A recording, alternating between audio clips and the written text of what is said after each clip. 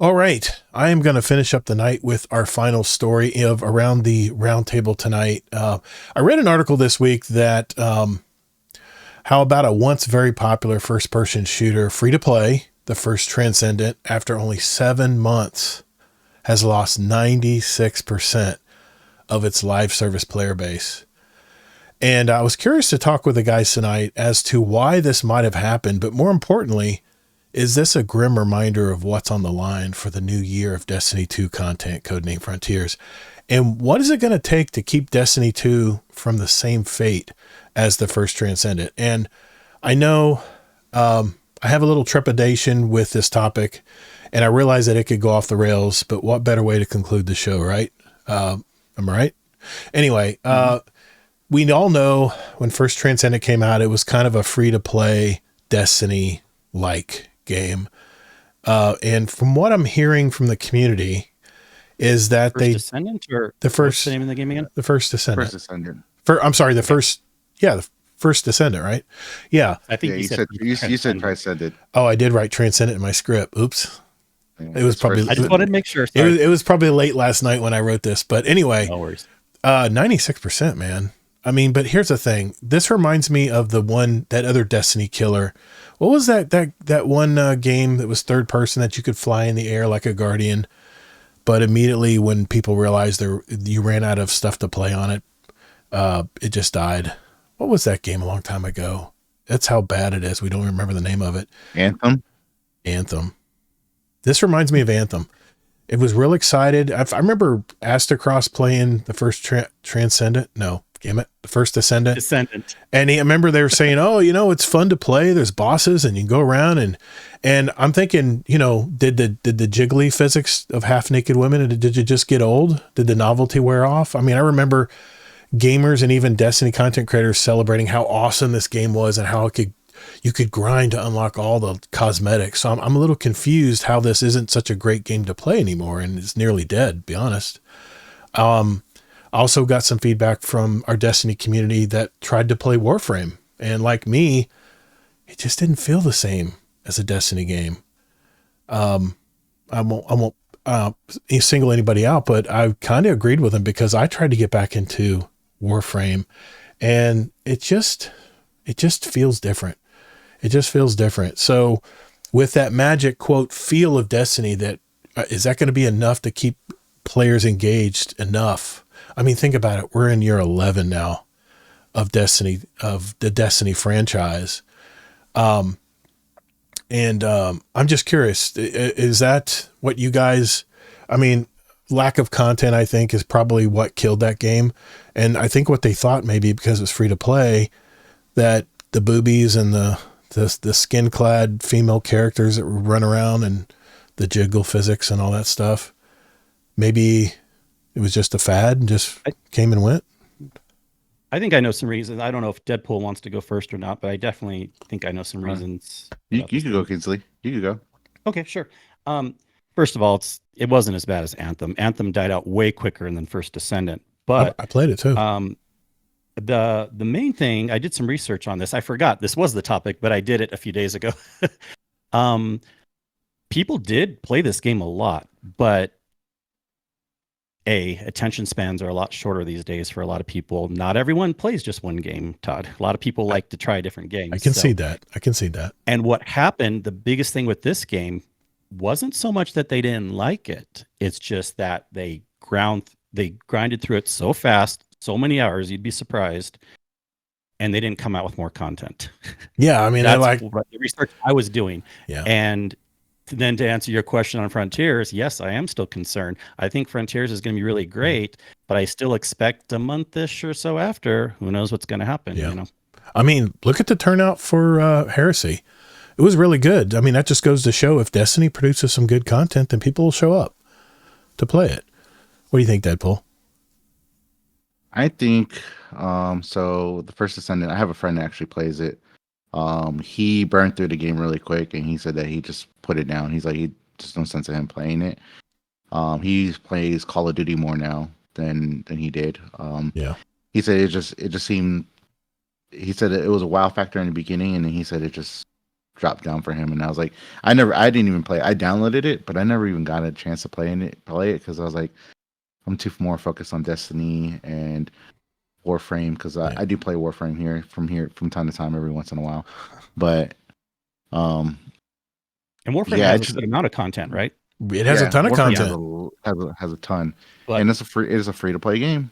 It is, but First Descent, it kind of got to a point I heard that there just wasn't any more content. Yeah, so it kind of got stale. It got stale, and then I think that's what's hurting them is because they haven't come out with nothing new. Yeah. And they haven't pushed nothing new. They haven't even announced anything coming out soon. Yeah. So hey, they made they probably made their money. I mean, all the people who bought the bikini outfits, I'm sure that paid for the game right then and there. I mean, the DLC, the stuff you can buy from Eververse. I mean, I'll admit, hey, I'm raising my hand. I bought the Star Wars stuff. I mean, I'm a Star Wars geek, man. I've watched Star Wars ever since the original game. You tell me I'm not going to you tell me I'm not going to fly around with a TIE fighter that makes the TIE fighter noise when it's flying in orbit? No, I've got to have that. I mean, that I won't probably ever take that off, by the way. But that leads me to my next point. Since you said that, they didn't have any, and that was the same problem with Anthem. They ran out of content to play. But my second point, and the reason I did not play the first Descendant was when you wanted to grind for stuff, that they would make you wait like a whole day for it to come back from the printer or whatever the machine was you put it into to get whatever you were trying to craft to play more and upgrade your character. This brings me back to my good old topic that Kingsley and I may not exactly see eye to eye on this, but I mentioned in the Discord on past shows that games need to respect the player's time. The guys at Generation X Gaming, they say this all the time, and I can't agree more. And I don't want to put words in their mouth, but this is definitely something they talk about a lot. And those guys are about my age too, so they've played the video games all in the past as far as I did. And I'm an older gamer, and a lot of us have jobs. A lot of us have limited time to play and where to decide to apply our time. And usually for me, it's all about the loot. If there is a weapon or a cool cosmetic or even a badass exotic piece of armor, that's what will get me to invest the time to grind for it. And don't get me wrong, Kingsley, I know I love the story as well, but you can only play out that story one time. So what is in the game that will keep you playing? I mean, you last week played Iron Banner to get that one weapon that you wanted for PvE. Case closed. I mean, that was one of the reasons. Okay. I very rarely do that. Okay. You don't, you do rarely do that. Prefer content. And when I heard you played Iron Banner because you wanted that trace rifle, I was like, maybe there is something to this loot thing, but it is a looter shooter game. And if we're not continuously chasing loot in Destiny 2, then why are we playing the game? So all I'm asking is, like, for instance, the 18th Ingram farming, and I finally got the trace rifle I needed from Iron Banner, and I don't know if I'll use it or not, but I have it. But at what point do we decide that after 30 tries in a raid, when we don't get the damn shotgun in the Ron raid, do we decide to just say hell with it? I don't need it that bad, At what point, where does Bungie tweak it where at least it'll default to a mission or something where we put the time in? Now here's a direct mission you can play if you really want to get that exotic and you've put your tries in to try to get it.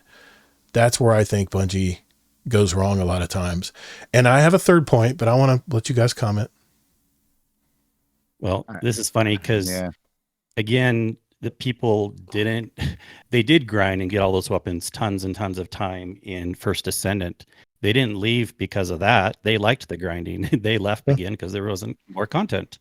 So it's different for everyone. Some people like actually a free-to-play game because they don't want to spend as much money up front.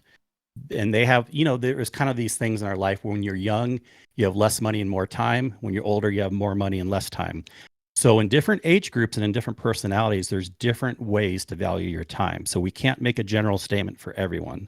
We can only say what works for us. Yep. And I think there's a lot of people that Warframe does respect their time, or games like First Descendant does respect their time. They didn't leave because they didn't respect their time. They left because they got everything now and they're bored and there's no new content. I heard content creators that said, I tried, it never dropped for me. And I said, fuck it, I'm done. Oh yeah, there are some people like that, but you can't think that's the majority or everyone. That's all I'm saying. But my question is how long do we pull down on the slot machine until finally we're just like, you know what, I'm broke? You obviously not that much, but a lot of people are okay doing that for a long time. Yeah. Different players. There's some people out. There's some people out there that just want to keep on continuing chasing for those weapons. Like, for example, I don't mind that. Like the Vex Mythicast, I got on my third run, but there's other people that still haven't got it, but they're still trying to do it. And now that they added red borders to craftable weapons, imagine that. Now makes it even more, gives me more incentive to come into it. So I feel like with all this, having that extra loot and stuff like that, and making things different, like bringing back craftability too and RNG. I love both. Like, don't get me wrong, I like both. Because I'm gonna grind for the weapon either way. I'm gonna go grind for the weapon. As far as those other two games, Warframe, I had no problem with the crafting in Warframe. Yeah, it does take. There's some things that take long. Mm-hmm. Some things you got to wait a whole day for. But sometimes it's worth it because you can go and do something else. Just because you're trying to get one character, unlock another character or another, thing in that game, you can go and start collecting for another character or collecting for another tenno, like they say. So you can actually. You can do stuff like that. Oh, it takes 3 days, Scarlet. It can take up to 3 days, but some of the stuff like it doesn't take long. Some of it doesn't take long. Some of it's fast. Some of it does take long. So it's you have to have patience sometimes. If you're patient with the game and you love the game, you're going to do whatever it takes for you to get what you want to do and play out that game. Mm-hmm. But then for like me, I don't like that as much with free-to-play games, but I get it why other people do. For me, it's just more like I would rather.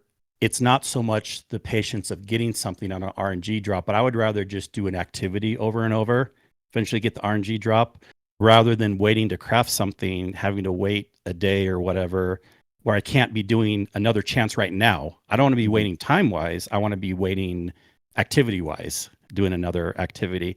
And so for me, that doesn't work as well, but I totally get why other people, because it's a free-to-play game and there's so much content, and especially when you're younger, I'm not saying older people wouldn't be into that, but I think these games can be really appealing because you have so much stuff you can do for free. And if you're willing to just put the grind in, it's worth it for you.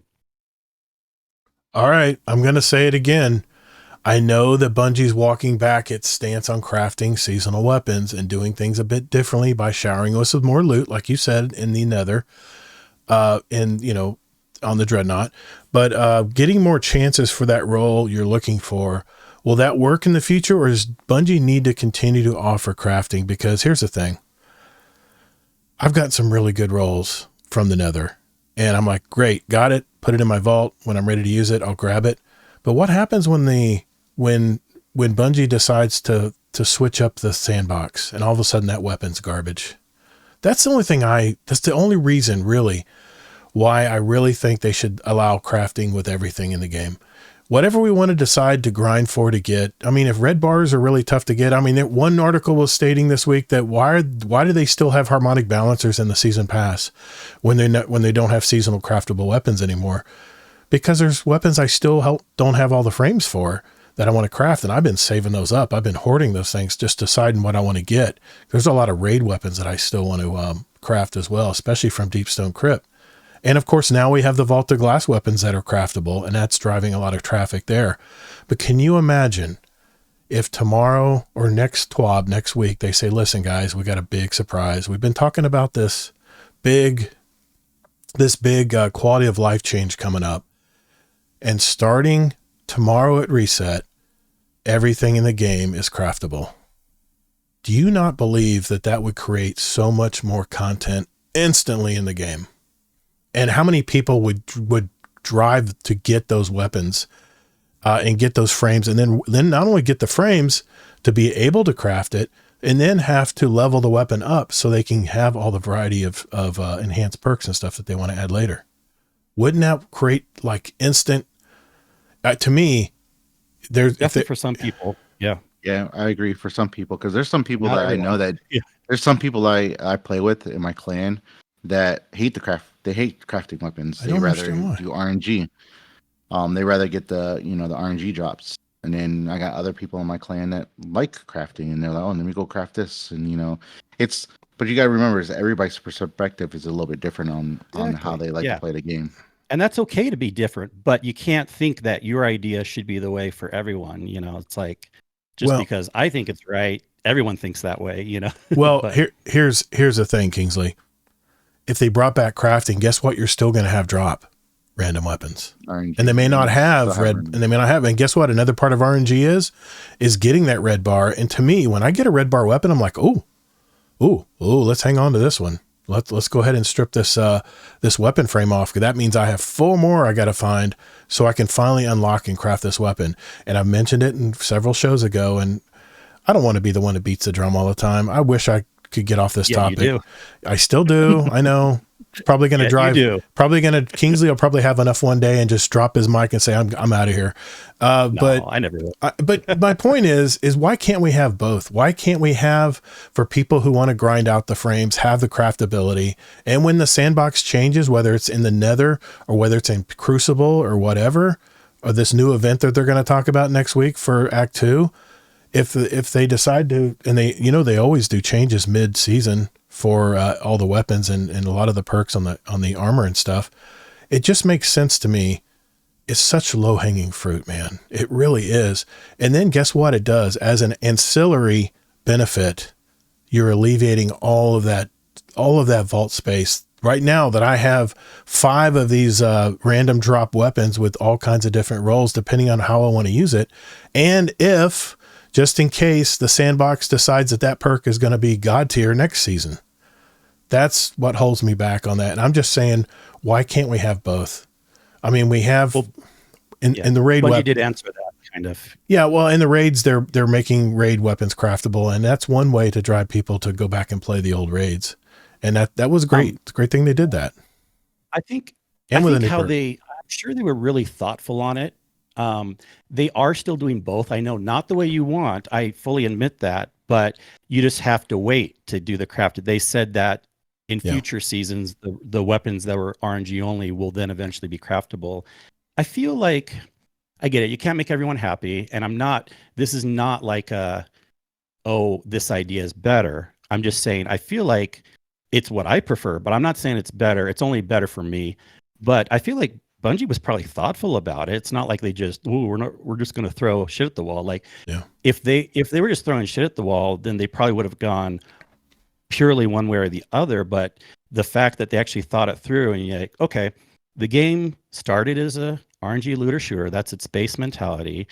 They introduced crafting later, but they felt like maybe they did a little too hard on that. But now they're kind of in this middle ground where it's still RNG at first in its base sense, but it will eventually be craftable, getting those weapons later. I know you don't like that. I'm not saying it'll even stay that way long term. I don't think it's going to be changing this quickly, though, because the fact that they wrote that statement, it was in November or whatever, not too long ago, I really can't see it changing yet. But maybe ask us in another year, it might change then.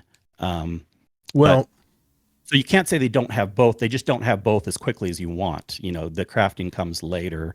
It doesn't come at the same time. But another thing I'm referring to is they've had 2 really good world drop weapons, brand new weapons this season. One of them I got, and it dropped when I turned in an Ingram at the Cryptarch, and it actually has a good roll. It's called Admetus D. It's a scout rifle. It's a 150 high impact. It has withering gaze and rapid hit, which that sounds like a lot of fun to use. And it is void, which is going to go great with my Nova builds and my my destabilizing round stuff and my Devour builds and for my Warlock. But what about those weapons? That's just strictly RNG. And from what I hear, there's an SMG that's pretty decent too. That's out there. Yeah. All the new stuff is RNG right now, and then it comes craftable later. I'll see it when I'll believe when I see it. They're trying to focus on having people enjoy the weapons what I think. Instead of everybody grinding to get the crafted ones, they want you to enjoy all the different perks and all the different things that you can get on the weapons. Because if you just go craft the weapon and right away, you don't really get to try out the different perks. You don't really get a feel for all the different perks and see how they actually work. You can, but you're right. You're probably going to only go after a couple of god tiers or something. Yeah. Yeah. Because most people, when they craft weapons, what do? They go for a god roll. They just craft a god roll most times. Yeah. And they don't even try any of the other perks that come with the weapons.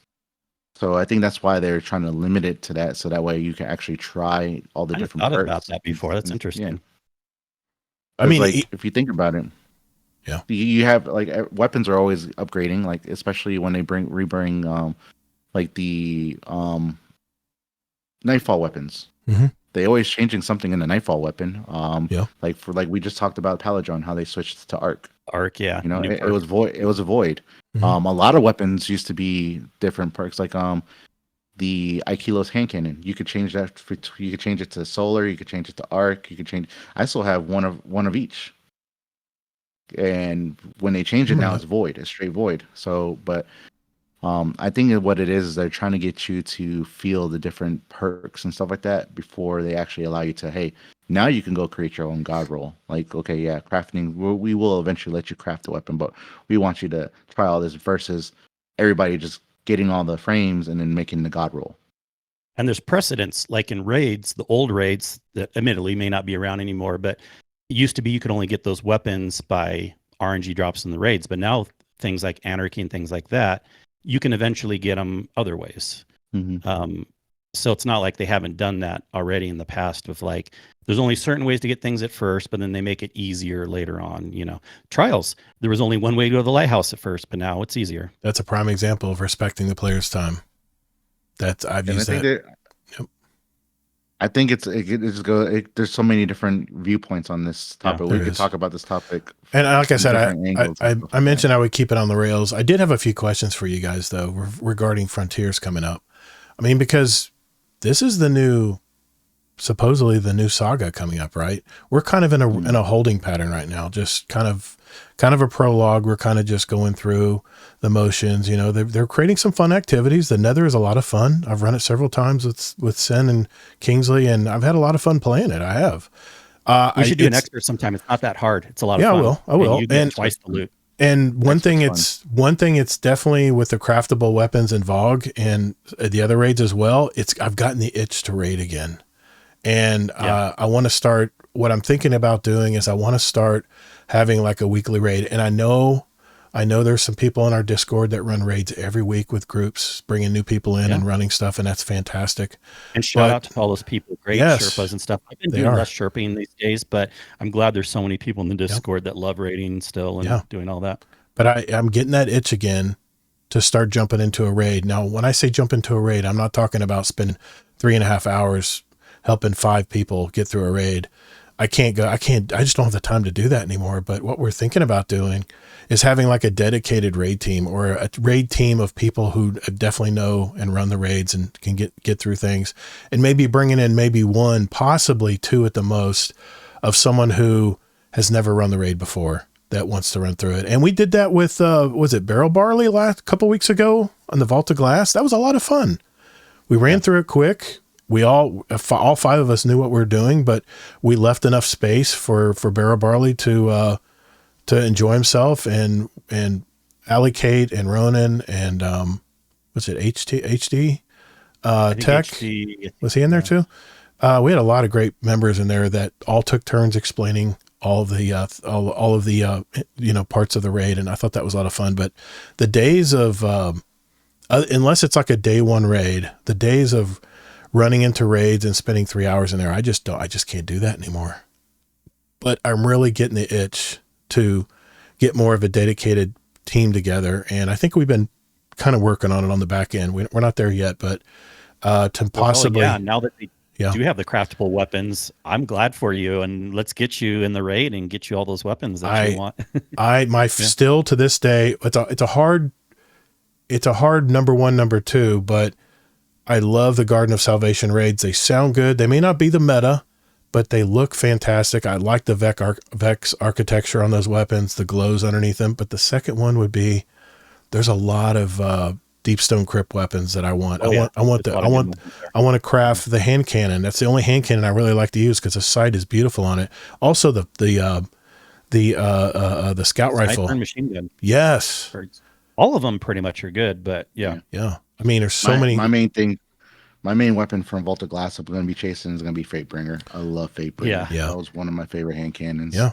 So that's the only reason why I want to go into Vault of Glass, just to get that. I had a God Roll Fatebringer from when I ran it when it returned to Destiny 2, and I just hung on to it. But I don't use hand cannons a whole lot, so I think it ended up getting destroyed. But my point is we're getting into a new saga going into Frontiers here, and I'm just a little trepidatious, and I'm a little worried that, man, if it falls flat, if it's not really something that really gets us excited, a new bad boss, a new reason to jump in and kick ass and keep. I think the one thing they're going to have to do, Kingsley, and you see if you agree with me here, I think the days of open-ended stories like the old Destiny, I think those days are gone. They're going to have some kind of linear story. If anything, if we got anything from Final Shape, is the fact that campaign was so damn linear, and they wanted you to stay in there and finish it before you did anything else in the world. That was fantastic for me. The fact that you had to follow a story to an end. But they did say we're not following. Isn't it more open-ended, right? Yeah. Well, you could choose a route you want to go, and you can do whatever step first before instead of going, you do it a little bit differently. But as long as that's at the same time, I just want to see how that's going to actually work, because it sounds good on paper. It sounds good on paper, but we don't know, because Bungie has let us down a few times with some of the content. Don't get me wrong, I love playing Destiny as my main game, but they have let us down sometimes, especially around Christmas time. Christmas time, they let us down horribly this past year. Yeah. With all the bugs and everything like that. But, I can't just blame Bungie, because, they did let go of a lot of people. Yeah, exactly. So, there's so many things that make it, some people like, oh, so Bungie's doing this, and then so it's so many different things that can make it go wrong. But I'm looking forward to it. My son, who used to play with me, my 17-year-old, well, he's going to be 17. He doesn't find Destiny interesting anymore, because one, he doesn't want me paying for 2 copies, one for me, one for him. Yeah. And then he doesn't find the crafting that appealing. He likes it, but he doesn't find it appealing. And he told me he's like, don't even worry about getting Frontiers. He's like, don't worry about getting Frontiers for me, because he's too focused onto what's the other Fortnite. He's too into Fortnite right now. Yeah. Yeah. Well, I'm getting a little bit worried about what might be coming up with Frontiers too. I always try to be cautiously optimistic, but I feel like we should have had a big, not like maybe a big drop or trailer, but something by now. I feel like in previous years we would have gotten a little more information by now. And there's rumors that it might be getting delayed again, like July instead of June. And I just feel like we're not getting enough information yet, that I'm starting to get a little bit worried too. They gave us a lot of good information at first, but I'm like, I'm optimistic, but at the same time, I'm kind of worried. Like, once we start getting information, it'll be something like, well, there is another small delay. They show us a cool trailer and we're all hyped, but like, we're not really seeing the proof in the pudding of what will keep us playing for more than just a month. You know what I mean? Yeah. Of content. It's like the previous episode, episode 2. I did not like it at all. Like, it was Revenant was terrible to me. I didn't either.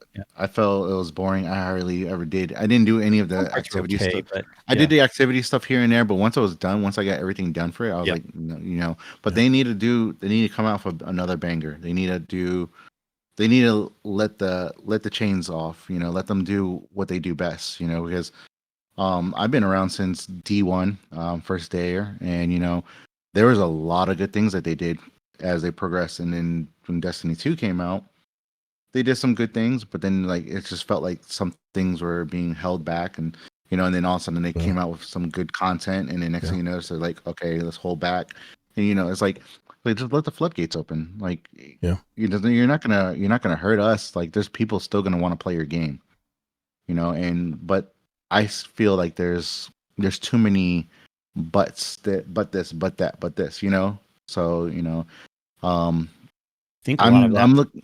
I'm unfortunately, looking happened forward around to the it. same time they left from Activision. Maybe they just have less ability to Well, do cool things.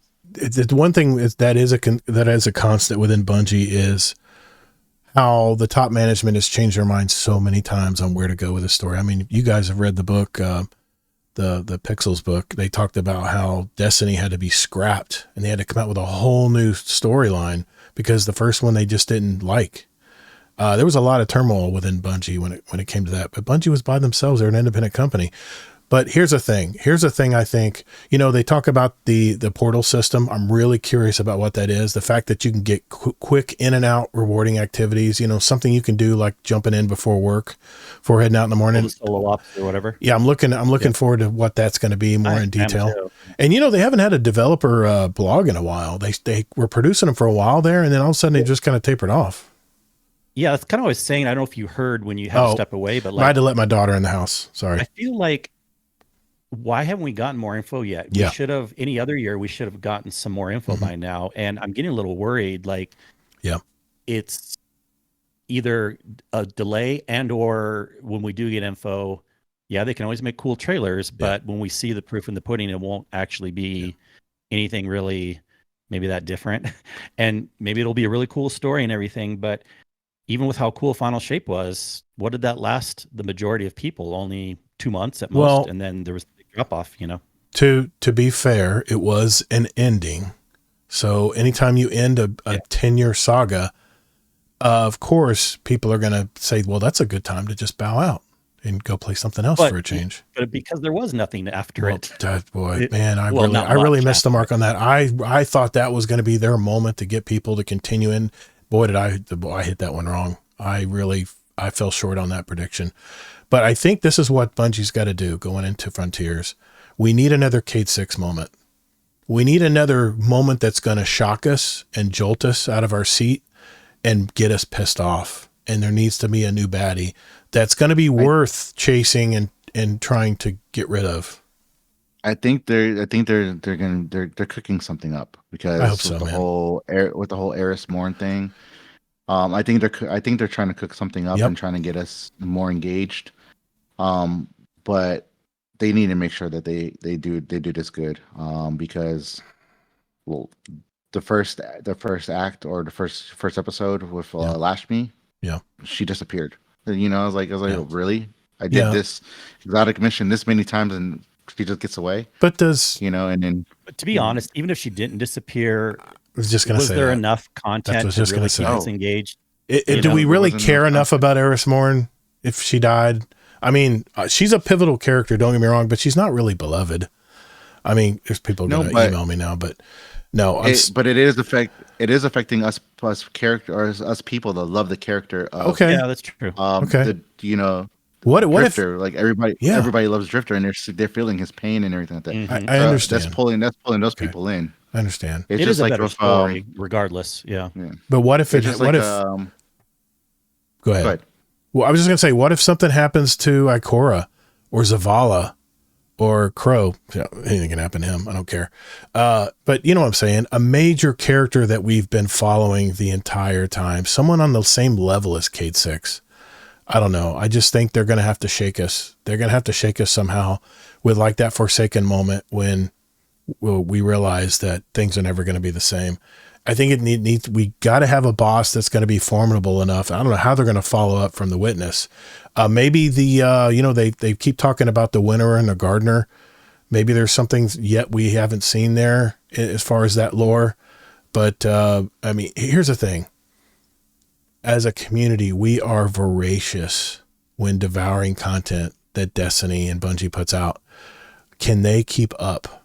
And are the repeatable activities, are they going to be enough to keep people to play through this next full year of 2025. I'm just, like Kingsley said, I'm a little worried. I'm a little worried. A little skeptical. I have one last thing to say with something they could potentially do. And forget even the crafting thing for a second.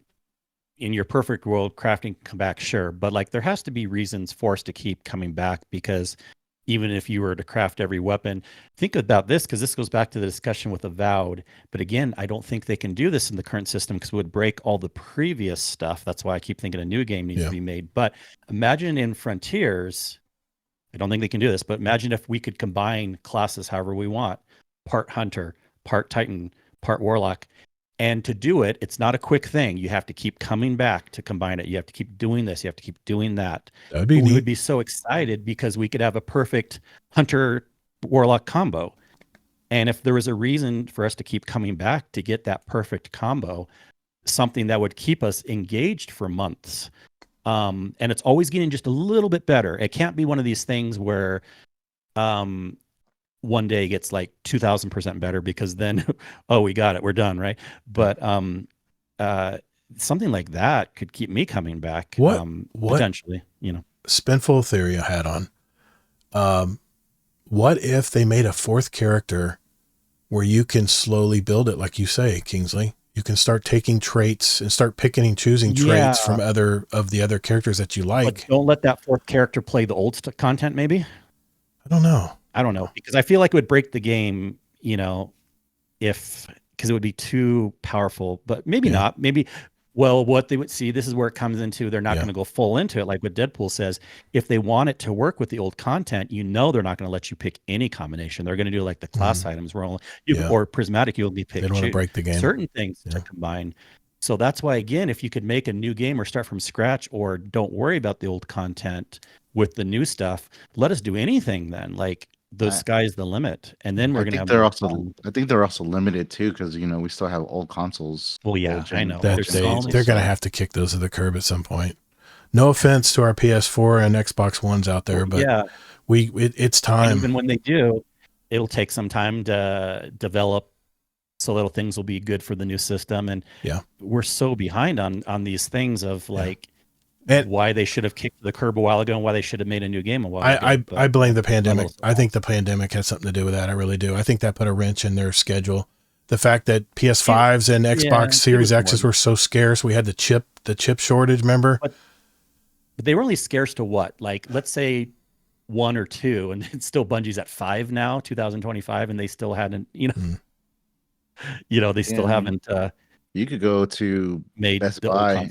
You could go to Best Buy and find PS5s everywhere and Xboxes everywhere now. So, granted, I know not everybody can maybe not be able to afford a new console, and they still enjoying. I still got my PS4 Pro here, but I don't use it.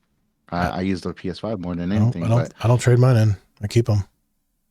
I learned my lesson. I think what it is, I think what would help out too is if they made a new game, started fresh.